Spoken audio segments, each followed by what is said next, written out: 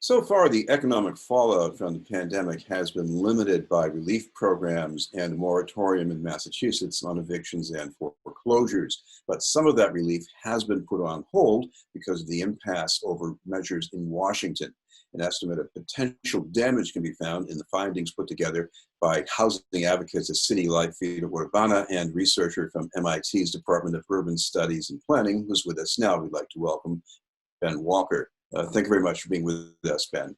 Thanks for having me, Chris. Ben, what about the difference I referenced in that intro? Because there has been a lifeline extended through the end of July. Some of that has been taken away. So how does that change things? Sure. So what we're seeing in new data from the U.S. Census indicates that demand for stable housing in Massachusetts is severe right now. Each week, the census asked renters if they could pay last month's rent and about their confidence about paying the following month's rent. So in July, nearly 1 in every 3 Massachusetts renters said that they had little to no confidence in paying August rent. That would be around 700,000 people total. So as I said, need is severe. And just to give a sense of the size of things here, I think the report said there was at least a risk of eviction by the end of the year for, what is it, something like 1/3 of all renter households in the state? Is it really that big? Yeah, and so when we say 1 in 3, what we're talking about is people who are unable to pay rent. And so if you can't pay rent, maybe you move somewhere else. If you can't pay rent, maybe your landlord harasses you until you find a place to move. And if you can't pay rent, maybe you face a legal eviction filing and have to go through housing court. So inability to pay can put you on a track for multiple kinds of displacement and different kinds of housing insecurity in the middle of a pandemic. And of course, the racial disparities, what do you see there? Sure. So when we break things down to look at just the Boston area and by race, we see a severe racial disparity. We see that 50% of Black renters, that's 1 in every 2 Black renters, said they had little to no confidence they could pay rent in August. Similarly, we see that 39% of Hispanic or Latinx renters, over 1 in 3, also said they had little to no confidence. And what this indicates is that the COVID-19 pandemic is likely to become a new vehicle for white supremacy and anti-Blackness in the Massachusetts housing market. And that's why City Life and its allies are fighting for proactive tenant protections to guarantee stability throughout the crisis. Well, I don't have exact figures for this, but what I'm picturing in my head here is a map of housing instability, potential displacement, and another map showing the risk of COVID-19 spread. I mean, isn't there at least an overlap between those that's really scary?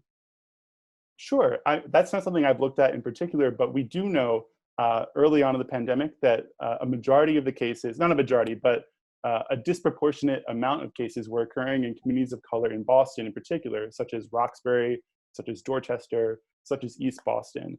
And these were the same communities that my colleague David Robinson found suffered a disproportionate amount of eviction filings prior to the pandemic. So, low income tenants of color were already in a housing crisis prior to COVID-19.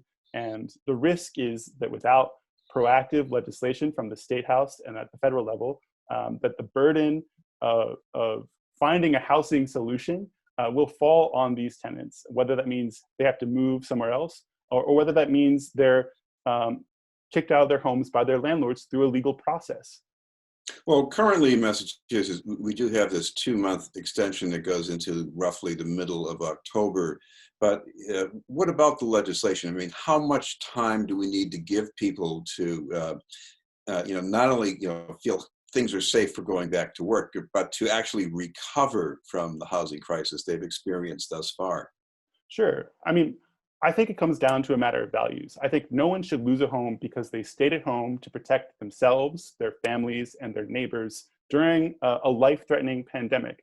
And the pandemic hasn't ended, so neither should protections for tenants that are already on the books.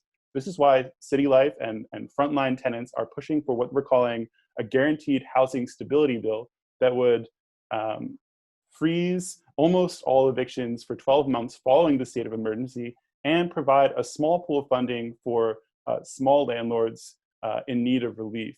This would give people time to figure out ways to pay and time to find new employment if they've lost a job. It would also give time for the economy to recover and for the State House to create more durable solutions.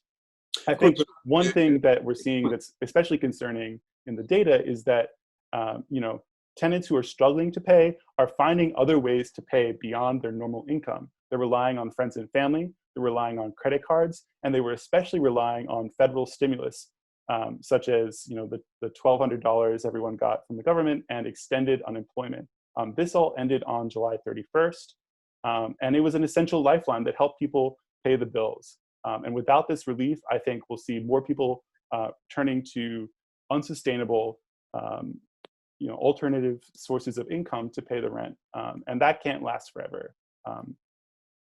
Well, one of the things that also got picked up in the report here is that the risk of eviction is not just uniform, even within racial areas, let's say, because there seems to be a particular part of the market, at least in market housing, that seems to have more pressure toward eviction. What did you find about that? Sure. So I'm not sure if there's anything about that in my report specifically, but we do know that we can see that what happened after the 2008 economic crisis. As single-family homeowners went into foreclosure, those properties were snatched up by private equity and turned into rentals. And I think the danger right now is that if small landlords are unable to pay their mortgages, these properties will get sucked up by billionaires and rents will skyrocket. So I think there's a special pressure on market housing right now that exposes tenants particularly to future risk of eviction, which is why we need long-term sustainable protections for tenants now rather than slapdash 2-month extensions of moratorium whenever the governor feels like it. What about the way owners will react? Is because some owners, maybe especially if they're investor owners, they might be prepared to have a unit stay vacant for a long time, but there might be some other owners out there. The last thing they want is to have people move out because they're going to have a hard time finding replacements, won't they? That's exactly right. And that's why the Guaranteed Housing Stability Bill sets aside a small pool of funding for those landlords in particular. City Life and me personally, I want people to stay in their home in a pandemic. I want people to be safe. And the way to guarantee that is to ensure that they can't be evicted for a failure not to pay rent right now. And to ensure that small landlords who rely on rental payments to cover their mortgage have a pool of funding where they aren't foreclosed on by their bank. So these are reasonable protections we can do right now to keep people safe and at home. One thing I was reminded of by this report is that during the pandemic, property owners have not just been sort of passively waiting. At least early on, there were some eviction filings, weren't there? That's right. Research I did with David Robinson, a colleague of mine at MIT, found that 78% of all evictions that occurred in Boston in the first month of pandemic occurred in census tracts that were majority non-white. So these evictions disproportionately occurred in communities of color, from the first reports of COVID-19 to Governor Baker declaring a state of emergency. So it's likely that evictions will occur in the same communities once the moratorium is lifted in October, if it is lifted at all. One thing we need to explain to some of our viewers, at least, is that the difference between being forced to move or being displaced and actually having a record of being evicted. What are the long-term consequences? Sure. So if you were taken to housing court and you are formally evicted through the legal process, then that eviction is on your record. It can prevent you from finding further housing. But many evictions also happen illegally. Landlords will pressure tenants out of their homes through a variety of methods. In either case, there are known long-term health effects to eviction. And this is a violent process. Eviction is a form of violence. You lose your home. There's all kinds of stress associated with losing a home. Children, who are displaced from their homes, need to find some kind of stability in order to stay healthy. And all the more so in a pandemic, where public health is produced by people having access to shelter. Well, sometimes the best thing a tenant can hope for is to simply buy more time to make a transition. But to do that, you need a lawyer to help you. So what about making sure people have access to that? Sure. So right now in Massachusetts, tenants actually don't have guaranteed access to a lawyer in housing court. That's why City Life and Rep. Mike Connolly from Cambridge have pushed for legislation promoting a right to counsel during an eviction hearing.